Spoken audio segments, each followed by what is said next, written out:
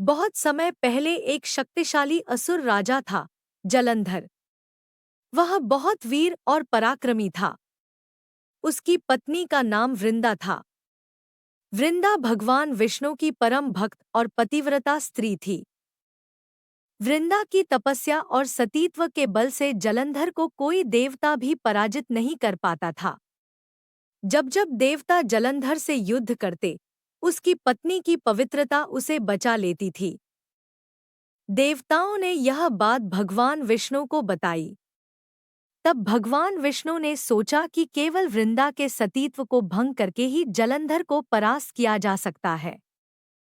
एक दिन जब जलंधर युद्ध पर गया हुआ था, भगवान विष्णु ने उसका रूप धारण कर वृंदा के सामने प्रकट हुए।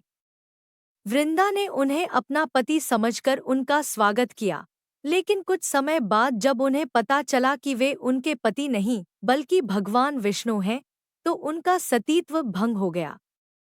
उसी क्षण जलंधर की शक्ति नष्ट हो गई और वह युद्ध में मारा गया। यह जानकर वृंदा अत्यंत क्रोधित और दुखी हुई। उन्होंने भगवान विष्णु को शाप दिया, हे विष्णु, जैसे मेरा पति मुझसे अलग हुआ, वैसे ही तुम भी अपनी पत्नी से अलग हो जाओगे और पत्थर बन जाओगे। भगवान विष्णु ने शांत मन से यह शाप स्वीकार कर लिया। उस शाप के कारण आगे चलकर वे शालिग्राम शिला बने और रामावतार में अपनी पत्नी सीता से वियोग सहना पड़ा।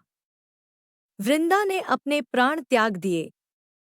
भगवान विष्णु ने उनकी भक्ति और सतीत्व को देखकर कहा, हे वृंदा, तुम सदैव पूजनीय रहोगी। तुम्हारा स्वरूप एक पवित्र पौधे के रूप में पृथ्वी पर रहेगा और वह पौधा तुलसी कहलाएगा। मेरी पूजा तुम्हारे बिना अधूरी मानी जाएगी। इस प्रकार वृंदा तुलसी देवी के रूप में अमर हो गई। तुलसी विवाह देवी तुलसी और भगवान विष्णु शालिग्राम रूप का पवित्र मिलन है।